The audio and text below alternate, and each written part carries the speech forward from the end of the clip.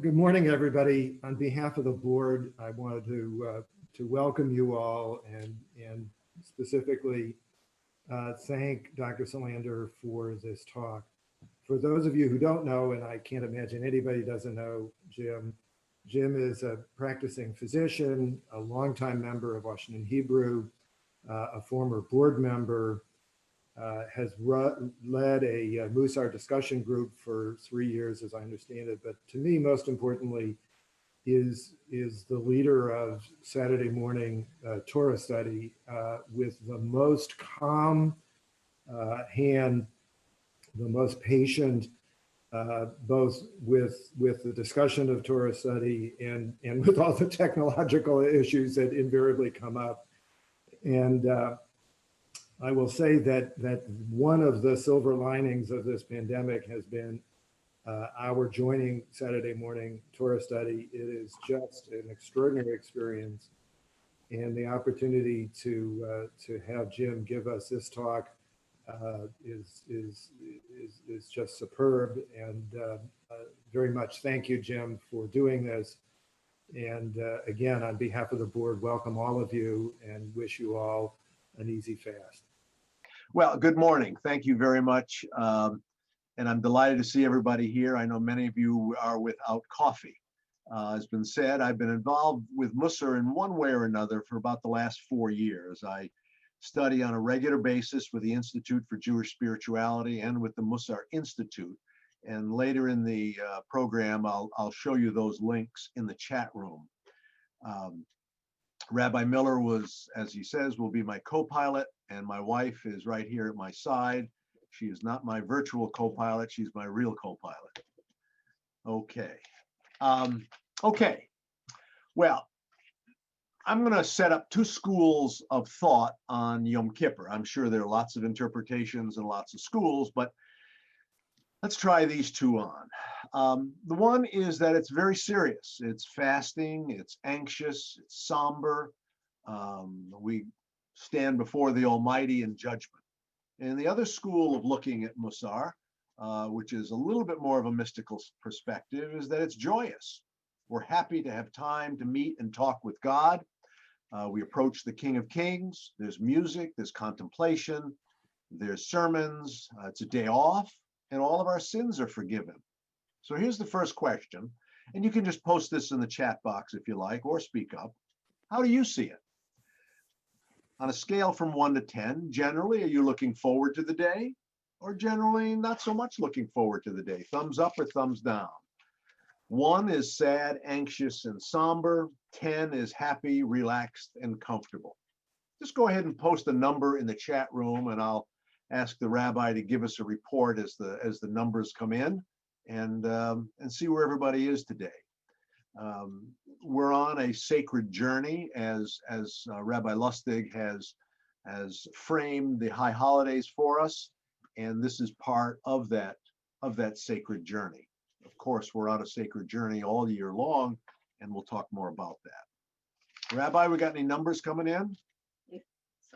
Yes, we have. Let's see. We've got, oh, terrific. So Meredith is here with a 1, Terry with an 8, Gerald with an 8, Sam Posnock with a 5, Neil Glickman with a 9, Janice Newman, I'm sure speaking on behalf of Richard as well, with a 5, Bonnie Sherman with a 10, Paula Norwood with a 6, Barbara Alterowitz, 5, David Oblon, 5, Wendy Kosman, 9, Dan Kaplan, 1 and 10, Russell Cass, 7, Harvey 11 is an 8, Lynn and Doug Ross, 8, Paul Mask, 9. Hey, we're getting there. We got some 7s, 8s, 5s. I'm gonna say 2 before Yom Kippur starts, a 10 afterwards.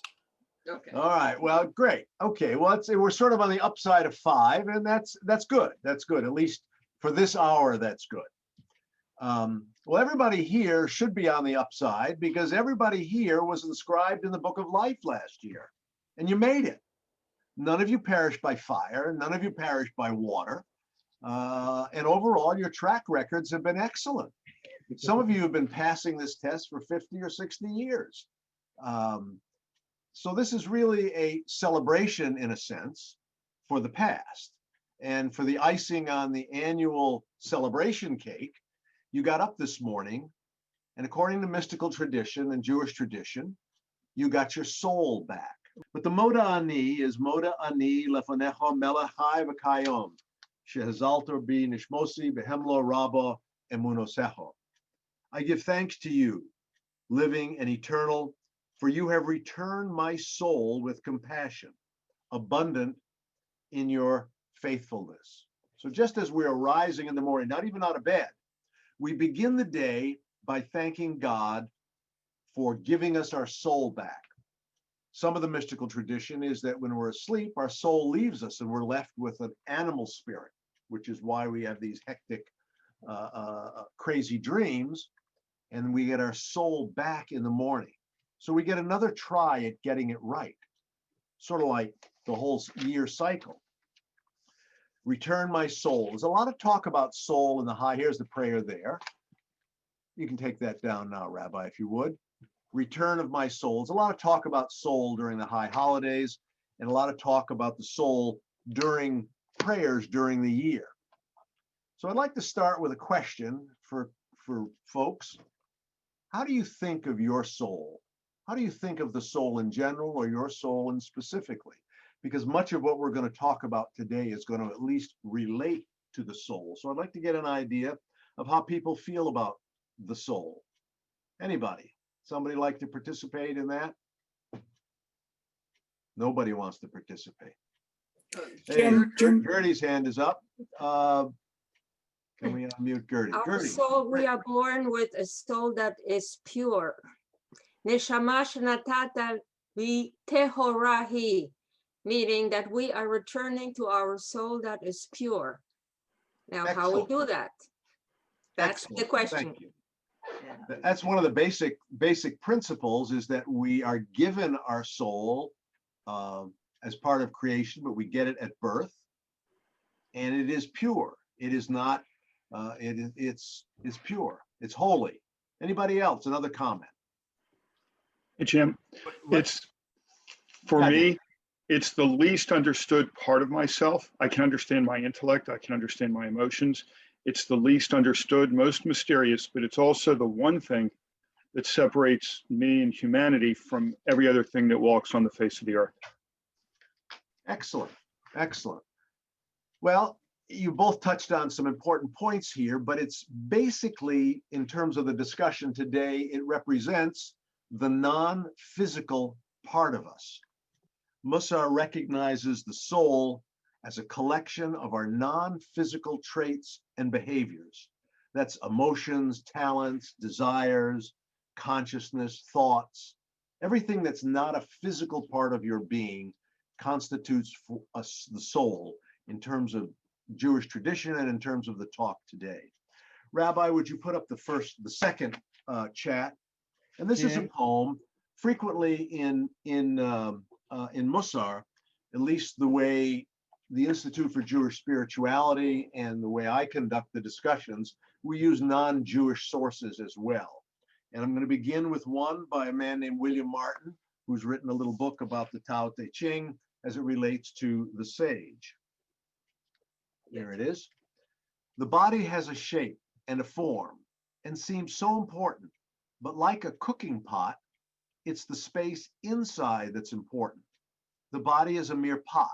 What has been cooking within it all these years? The time has come to redefine ourselves.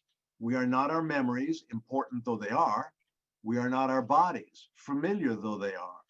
There is something else here, mysterious and elusive. What is it? You can take that down. Thank you, Rabbi. So this is the idea that we're going to talk about today, is the soul, and some of you have brought up the mysterious nature of it or the unknown. Well, there's never before been a Yom Kippur like this one. Everything is so much different. Certainly there's Zoom, we Zoom here, Zoom there, we have Zoom services. Nobody could have imagined this a year ago.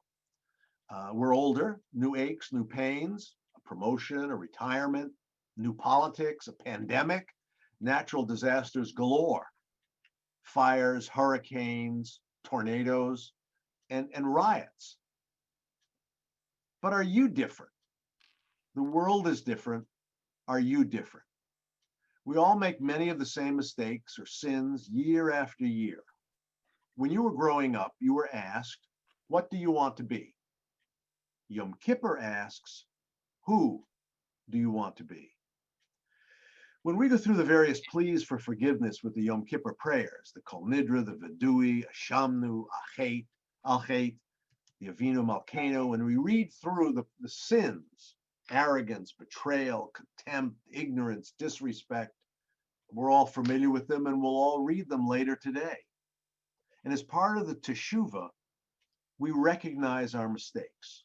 We ask for forgiveness and we promise to do better. But do we? Do we do better? We are not asked, did you look after your body? We were not asked, did you go on a diet or did you go to the gym? We're asked, did you take care of your soul? Did you repair your soul? Did you work on making it better this last year? Rabbi, could you put up number 3, please? The term Mussar comes from Proverbs and translates as moral conduct, instruction, or discipline. And Mussar provides a technology, I love that phrase, technology for examining these non-physical attributes, these spiritual qualities.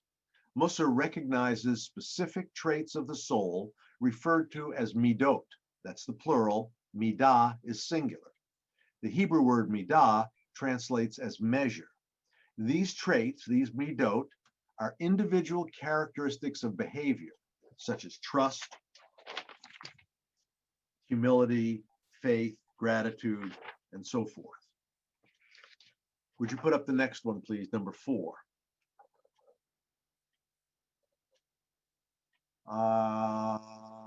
Not yet, Rabbi, I'm sorry, just take that down, I'm sorry. So what are the ordinary pitfalls that cause these traits to erode? Why do we stray from our better selves? Why do we need this technology? Why do we need Yom Kippur to remind us? Why do we miss the mark? Let's have some answers. Anybody want to pitch in on this? Eileen, don't tell Tom, tell us. Part of being human.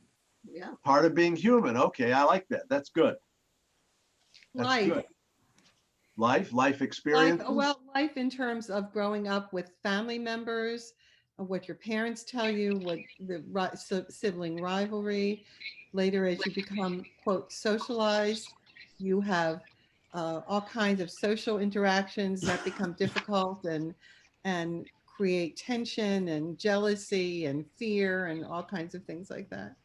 Yeah, life experiences, education or lack of it. And there's a concept of in Mussar and certainly in elsewhere in Judaism of what's called the Yetzer Tov and the Yetzer Hara.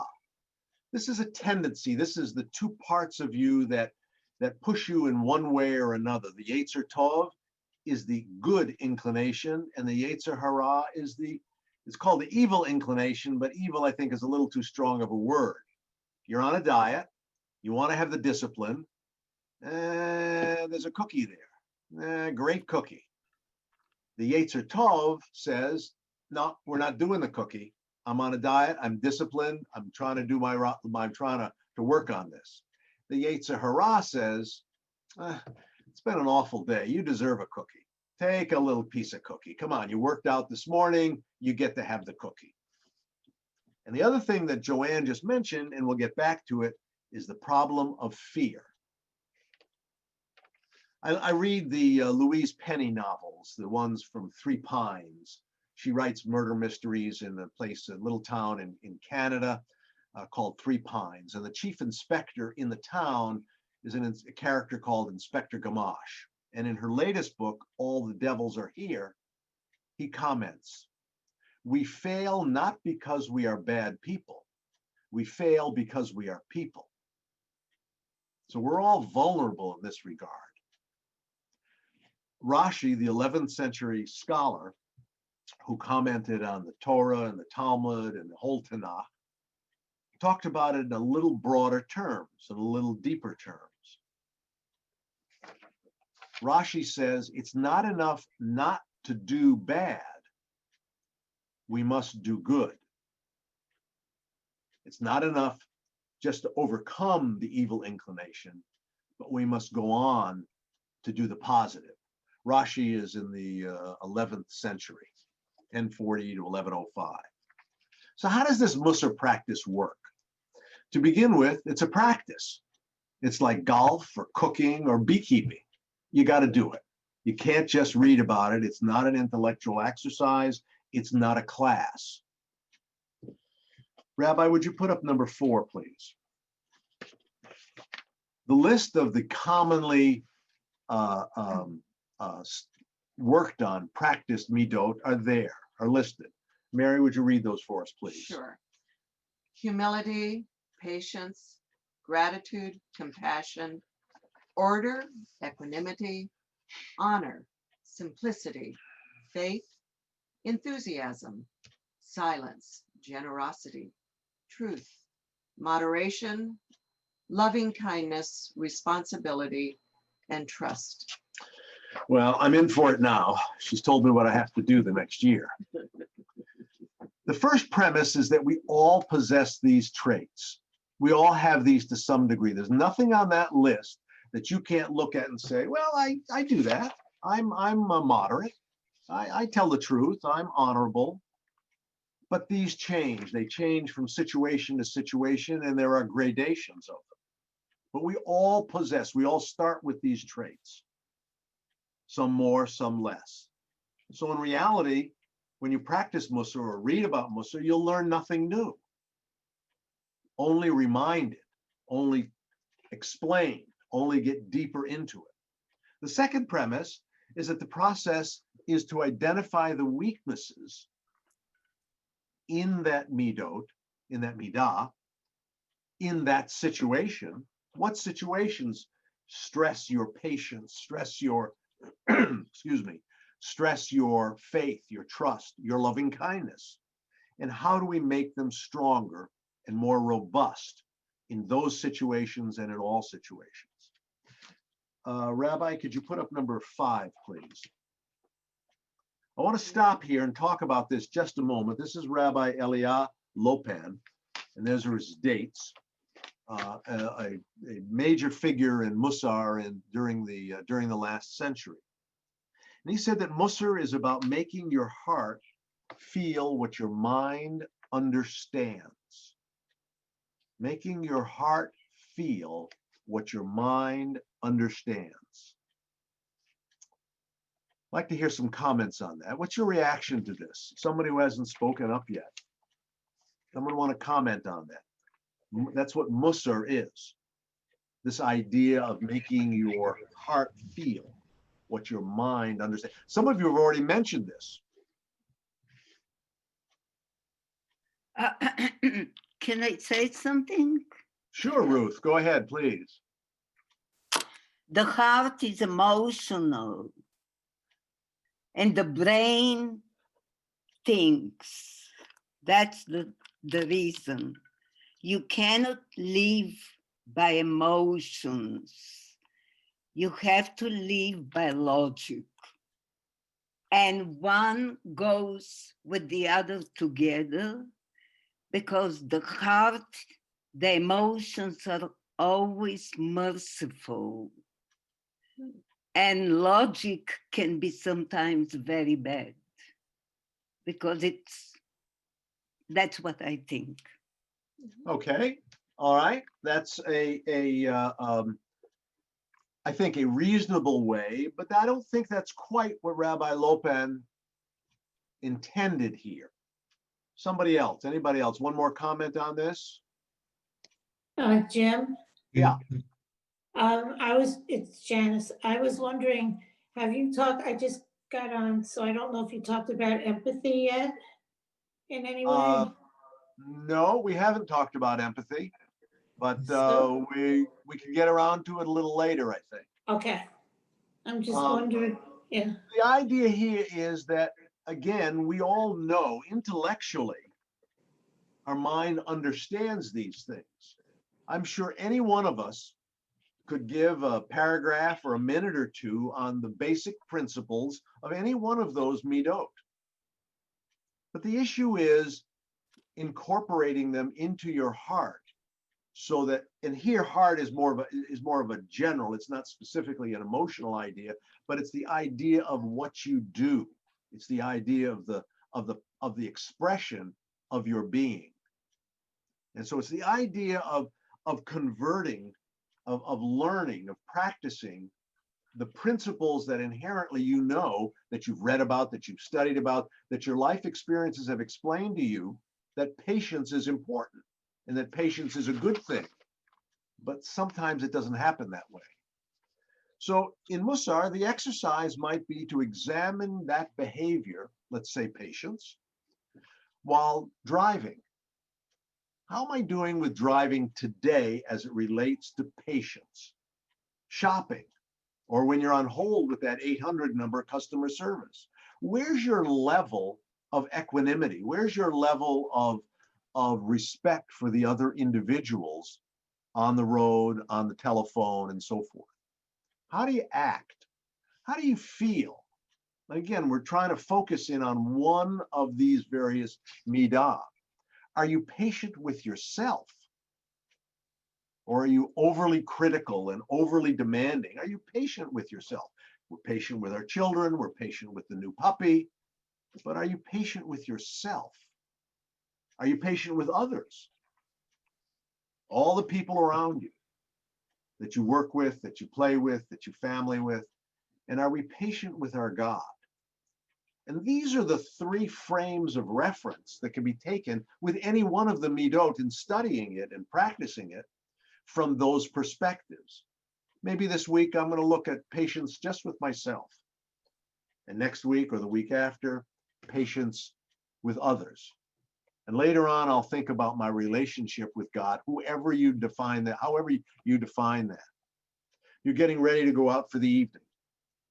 You and your spouse have planned this evening, something special. You're going to do to celebrate an occasion. Well, one of the members of the couple is a little late getting out of the block, a little more difficult, a couple emails, something didn't happen. One of the clothing of attire is a little off and needs to be fixed. And suddenly there's some nagging, let's go, we got reservations, come on, we're going to be late for the movie, we got to get going, I don't want to rush. By the time you get out the door, it's no longer a happy occasion. It's been soiled by impatience, by a lack of patience. And this is an example, I think, maybe common, maybe not common, of how some small trait, not small, but some trait, can be seen as a driver of behavior that has an impact beyond that particular characteristic. So the next question is, and we've talked about it a little bit, what drives this balance? What drives it in one direction or the other? We've talked about education, life experiences. We've talked about the Yetzer Hara and the Yetzer Tov. Somebody brought up the issue of fear. I think Joanne. How about some comments on that? What kind of fears drive that impatience discussion, that impatience behavior? What drives it in the wrong direction? Somebody. Is that reasonable to think about fear? Is that what's driving the impatience at that particular scenario, or with that particular individual on the phone, or that particular interaction with the grocery clerk? Is that a reasonable commodity to look at? Somebody. I think that it is, because I think that we all have a desire to be in control, to be the top decision maker. And I think when we feel like other people are impeding that, we get frustrated, angry. Fearful. We get fearful. Fearful. And I think that fear is often fear of the unknown, most especially fear of others. I think it's something we don't often talk about, but in that scenario of the evening, fear somebody will see you coming into the movie theater late. Fear the maitre d' will not give you the better seat. Fear that you don't have control of the situation and that your spouse is interfering with your role as the one in charge. Now, I'm not saying that these are the overriding behavior patterns, but in any particular situation, fear is often at the heart of missing the mark. Many of you may be familiar with Viktor Frankl. Mussar has adopted one of his quotes, one of his concepts. Rabbi, could you put up, please, number 7. The idea is to understand how you feel between, to put some space, rather, the practice of Mussar can be compared to putting some space between the spark and the fuse. There's some stimulus. Just one more minute, I've got to go. I'll be there. I just got to answer this email. And a space between the reaction. I'm going to put you on hold. We'll be back. I've got to talk to my supervisor. The grocery clerk, the lady in front of you, is suddenly fumbling in her purse in the grocery line, looking for change. Who pays by cash anymore? Well, this lady does. And suddenly you're on your way home from work to stop at the grocery store, and here you are with this lady in front of you groping for change to pay for her $16.43. Jim, i.e. counting to 10? Counting to 10 works. Counting to 10 works. That's an example, but the idea is larger here in terms of understanding the stimulus and your reaction. It's understanding the how and why maybe of counting to 10. To recognize and understand during that period the forces, the barriers of returning to your better self, of returning to that intellectual knowledge that you had hoped would be in your heart, to be more trustworthy, not to tell that white lie, if you will, not to engage in gossip when the opportunity presents itself. You're with a group of people, they're discussing somebody else's behavior, somebody else's politics, somebody else's style, somebody else's clothing. The initial reaction is to pitch in. No, you know better than that. The idea is to act better than that. This practice goes on. Jim, could I just jump in? I think this is Madeline. I think this goes back to the idea of the soul. The comment I didn't make, but for me, the idea of the soul is the connection between all of us. All of us, animals, nature, etc. And I think this is related to the question you just asked. Because if I see my relationship to other people, the connections, I'm more likely to be patient. I'm more likely to not give in to the fears. Excellent. Thank you. Perfect. One of the fundamental principles, as we talked about earlier, I might not have emphasized it enough. Somebody else brought it up, I think Gertie. We all have a soul. We all have this same, in Hebrew, it's neshama.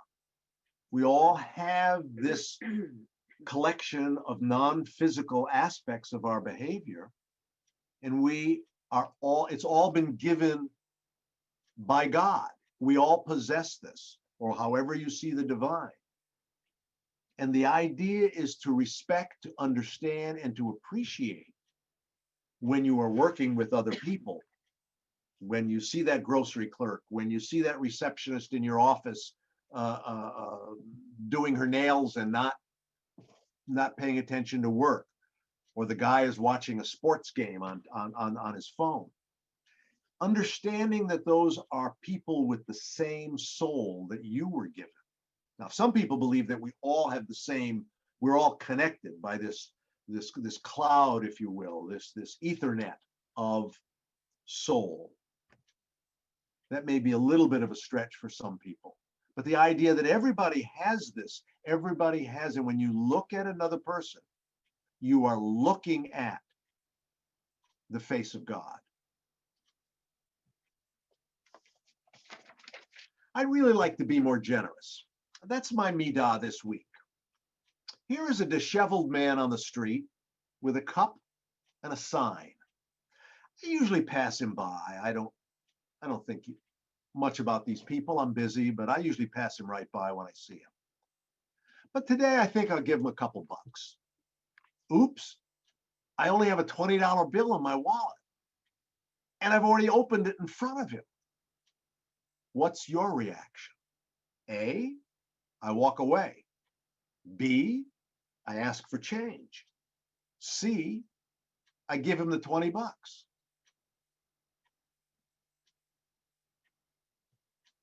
How about a couple of comments? What's your reaction to this? Well, this is Janice, and my friends know I'm a very heavy tipper. So with that in the background, I think once you open the wallet, you've made the commitment, and especially if this person has seen it. So I would definitely put the $20 in there.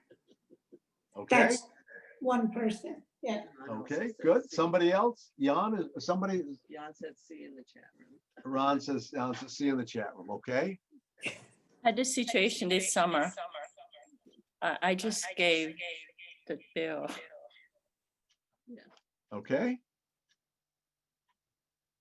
Yeah.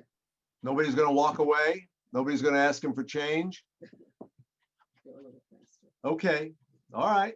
Well, there's no right answer here. And I'm sure there are lots of compromises and ways to do this. You go back, you give them something else later and so forth. But the idea is that you should understand the forces behind these decisions, the idea of how it works.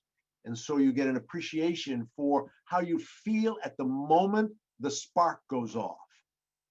And you have an awareness of the forces driving your behavior. For centuries, Mussar mapped out the qualities and the ways to improve them, human qualities and the way to improve them. Menachem Mendel Levin of Satanov in the Ukraine wrote a text called Cheshbon HaNefesh, Moral Accounting, in 1809. It was based in part on an ethical program described in the autobiography of Benjamin Franklin, which is posted up here. Franklin's part of his autobiography is up there. And Franklin started this at age 20 in 1726, and he developed these 13 virtues as a system to develop character. The book was not published until his, posthumously, it began being published in 1790, and there are a variety of versions of it. Levin's book became a major influence on Rabbi Yisrael Lipkin, who began a movement in the mid-19th century. He established schools of Mussar, teaching and traveling in Europe, spreading the idea of Mussar as an ethical discipline founded in older Jewish literature. He stressed it was separate from halakha and prayer. Halakha is the Jewish law based on the Talmud and other rabbinic interpretations. His major focus was that the interpersonal laws of the Torah bear as much weight as the divine obligations. He spent most of his schooling teaching in a town called Salant in Lithuania, and he became known as Rabbi Salanter. No relation. It's with a T, S-A-L-A-N-T-E-R. The concept of the subconscious appears in his writings long before it was popularized by Sigmund Freud in 1880. His teachings stress learning and practicing ethical disciplines separate from classical Jewish studies. In some of his schools, he actually had separate buildings that the students would go in to study Mussar and then return to the main teaching building for their regular studies. Over the next 75 years, many schools and adjunct programs spread in Eastern and Western Europe. Most of the teachers were killed in the Holocaust along with their students, and the schools were destroyed. Mussar continued to a modest degree, mixed with the teaching in the Orthodox community after the war. One of the central principles of Mussar, you can take that one down, Rabbi. Thank you. One of the central principles in Mussar is that our life's work is to improve our soul. That's why it takes our whole life to do it. There's a story about Rabbi Salanter, that he was walking to the synagogue late one evening for evening prayers. He suddenly felt a tear in his shoe. So he looked around to see if there was a shoemaker still open for business at this late hour. Finally, he located a shoemaker sitting in his shop working next to a candle. So the rabbi walked in and asked him, "Is it too late to get my shoes repaired?" The shoemaker replied, "As long as the candle is burning, it's still possible to repair." Upon hearing this, the rabbi ran to the synagogue and preached to the public what he had learned from the shoemaker in his own words. As long as the candle is burning, as long as one is alive, it's still possible to repair one's soul. If you're entirely secular, Mussar will simply make you be a better person. You'll be easier to be around, more likable. If you expand your focus with Jewish studies, you will get in touch with a tradition that began in the 11th century and still spot on today. If you are more spiritual, you improve your soul. If you believe that we all have a soul and are all connected with God, this practice of improving your soul will bring you closer to God. If you're not completely comfortable talking about God, or if your idea of God is different or keenly personal, you can leave God out of this discussion. Our prayers speak of the God of Abraham, the God of Isaac, the God of Jacob. Each of us have a different relationship with God. There are many different names for God in the Hebrew Bible. Mussar practice concentrates on one Middah at a time. Humility is a good place to start, since most other traits depend on an awareness of this aspect of our behavior. If the ego takes over, we're uncontrolled, all is lost. Judaism does not define humility as meek, reserved, or quiet. Moses is described as the humblest man in the Bible. However, he argues with God, walks past the front desk, and makes demands on Pharaoh, and kills an Egyptian overseer. Not our usual idea of humility. The Hebrew word for humility is anavah, which means to occupy a rightful space, neither too much or too little, focusing on neither on your virtues nor on the faults of others. So how much space do you take up? Is it an amount that allows for other souls to be recognized and grow? Did you cut in front of other drivers? Do you let that family approaching the cross before you? We all exist on a spectrum of all of the Middah. Rabbi, would you put up number 9? And this is another example of the spectrum of this particular Middah and how there is a range of behavior. Rabbi, please take that down. Mussar practice involves small group discussions, and I want to give you a little taste of that experience this morning regarding the Middah of humility. My virtual co-pilot will break you up into small groups of 3 or 4 people. Please take a moment to reread what I'm going to show you now, and then you're going to break out into groups and discuss the questions, these questions. Rabbi, come up with 10.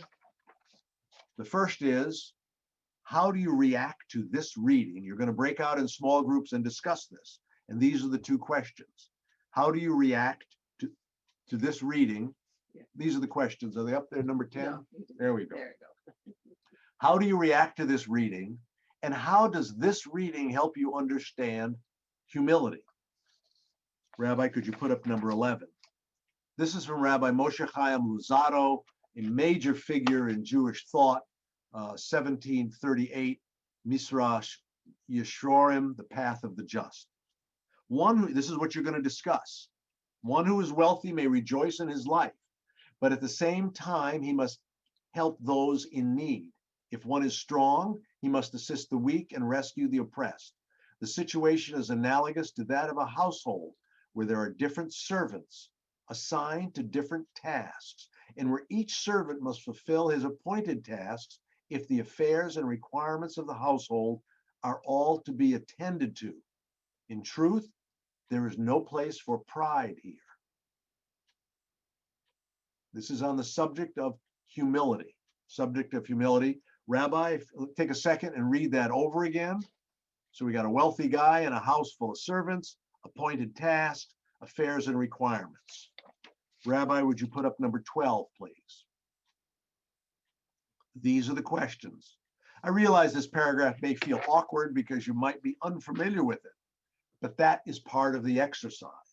Reading an ancient text, trying to tease out the meaning as intended and taught by Rabbi Luzzatto 300 or so years ago. Okay, break out. I'll see you back in 10 minutes. Introduce yourselves, and you're under no obligation to speak. If you would prefer not to, you can pass. I'll see you back in 10 minutes. Okay, well, I realize that that may not have been an ideal circumstance for many of you, but it was an opportunity. I think the most important part of that is to recognize that there's an opportunity within Mussar to have conversations about topics that you don't normally have in your day-to-day lives. You have people who are committed to talking about these kinds of issues in these circumstances and learning from them, learning from each other. Reverend Dr. Yolanda Price, Dean of the Howard School of Divinity, offered the following teaching earlier this week in Rabbi Lustig's Roundtable on Racial Equality, which I would recommend strongly. And it is, if you are humble, you will learn more than you know. So it's an idea about learning from everybody, which is part of the principle here. Well, I'm going to wrap it up a little earlier than I wanted, but let me just read you a little something quickly from Alan Morinas, who's posted in the Rabbi. If you go ahead and post the two references and the websites. Alan Morinas is the central figure in modern Mussar and is responsible for the revival of Mussar in the 21st century. The book is posted in the chat room along with another book on changing the world from the inside out, which is a book about Mussar in terms of social justice. Mussar is a path of spiritual self-development, and it means working on yourself, but not for the sake of yourself alone. By defining and elevating your inner life and nourishing the soul, you clarify your inner light and thus become a lamp shedding light to the world. Rabbi, would you put up number 15? In Mussar, in summary, Mussar is about awareness of our behavior as seen from a higher perspective, working on your soul traits and returning little step by little step to your better self. The shofar calls us to awaken to this path. Maimonides, 12th century Jewish scholar. The sound of the shofar is a decree from God. It contains a personal message. It is as if the shofar's calling is telling us, awaken from your slumber, examine your actions, return to your true selves and remember your creator. Those who forget the truth in the vanities of time, look inside yourself, improve your ways and your actions, and abandon the negativity in your life. The shofar blows every day, like the poet John Donne noted, and then popularized by Ernest Hemingway, never send to know for whom the shofar blows. It blows for thee. Each of us have a different curriculum. Each of us have a different spectrum of our traits of our soul. Mussar is an opportunity to improve our relationships with ourselves, with others, and with God. I'll close with a poem by William Martin from the same book that I started with. If you'll put that up, Rabbi, it's number 16. Age is called There Is Always Something More to Learn. Age brings a gentle humility to life, no longer defensive and afraid. We can move easily through the day. Mistakes no longer immobilize us, but merely deepen our wisdom with a hopeful message. There is always something more to learn. The mind of the expert is narrowly trained. The mind of the sage is opened wide. We are not becoming experts. We are just finally becoming good students. There are so many wonders yet to see. Do not waste today on reinforcing your views and opinions. Learn something wholly new about your spouse, your child, your friend, your world. And I would add, learn something new about your Judaism. Lashana Tova, thank you for your attention today, and thank you, Rabbi Miller, for your help, and Richard for the introduction. Jim, thank you so much for leading our session, for being an incredible mensch. May you and all you love be inscribed, be sealed in our book of life this year. I strongly recommend the book, the Alan Marinas book, Everyday Holiness. That's really the basic Bible. If you're interested, that's the place to start. The other book is really very interesting perspective on Mussar as it applies to social justice. And many of the Midot are discussed in terms of social justice projects, community activities, and so forth. I've studied with both of them, and the books are very easy to read, and their information is very, very palatable. Well, Jim, I'm going to close out our conversation. Thank you so much. Thank you. Thank you. Rabbi. Thank you.